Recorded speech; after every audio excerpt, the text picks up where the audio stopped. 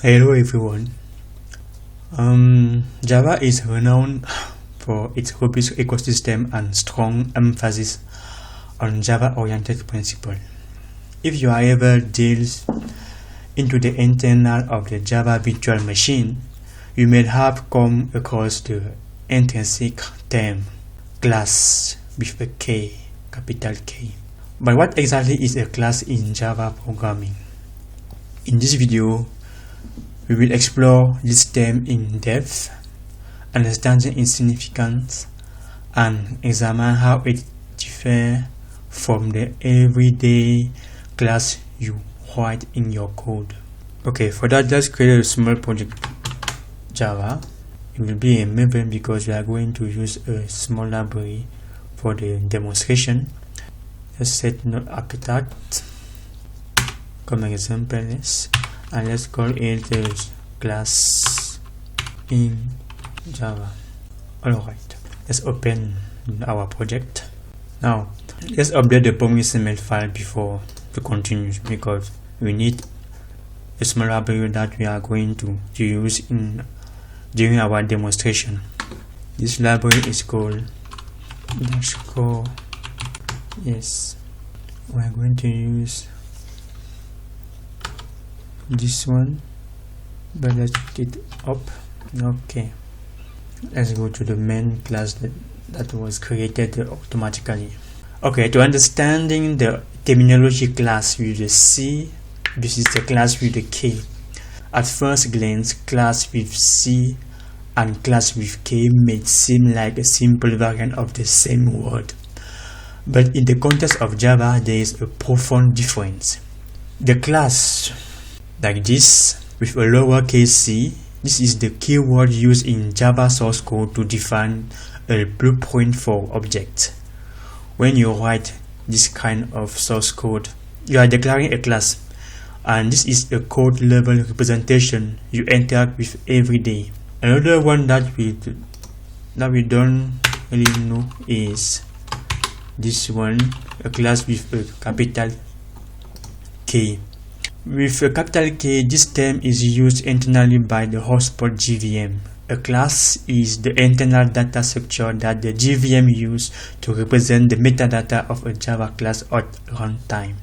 This includes important details such as the class name and the structure, the superclass information, declared method and field, access modifiers, the constant pool, and other runtime data. Think of the class with a capital K as the behind the scene blueprint that the JVM uses to manage your class once it has been loaded into memory. Okay. So now, even though the class with a capital C structure is internal, you can leverage Java's reflection API to inspect some of the metadata stored in a class. Let's consider this example. We are going to create another class. We are going to call it a reflection example.java. Okay, let's call it. Okay, we are going to obtain the class object for java.ling class, and after we are going to print the name of this class and the name of the superclass. Sorry for the auto completion, but what I want to do is to create to declare a list of declared methods for the class. For that, I'm going to use a system declared method and for that we are going to create a loop for each method in that class and display it. Nice. Now let's try to run our main class here that we declared. Now we can see that we have a loop of the different methods that we have on this class we declared here. So what's happening? First, we're obtaining the class object. The scene.class gives you a class object that represents the java.ling.string.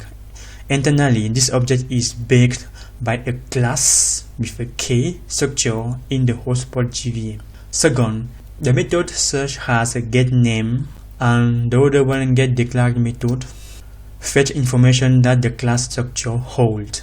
So when the JVM loads the java.len.string, it creates a class that contains all this metadata.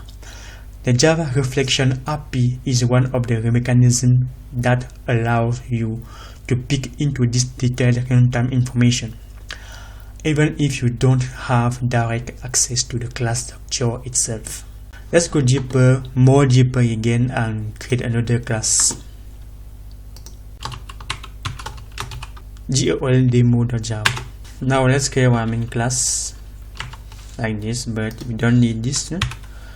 Inside the system.out.println method, we are going to call the class that we have in our library. The class parse class string dot to printable. Let's import this class from our library. Now let's run our main class to see the behavior. This is the result. So what is the key point about the GOL? First, we have a memory inside.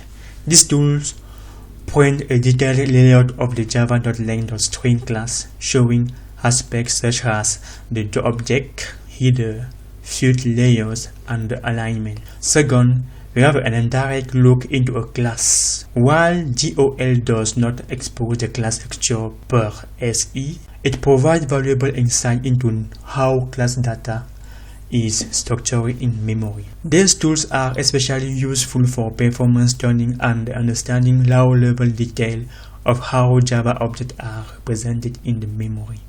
Don't worry, for now I'm not going to explain all these things, the memory management of the class in the JVM. We are going to do it in the next video. So, what is the summary? While every Java developer is familiar with the keyword class with lower c, the term class with the upper introduces us to the inner machinery of the Java virtual machine.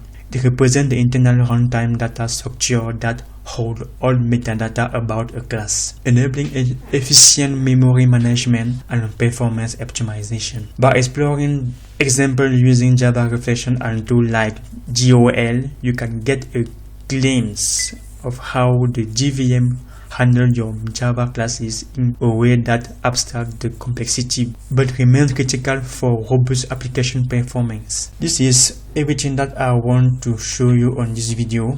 I can say thank you for your watching, and let's get the meat for the next video. Happy coding.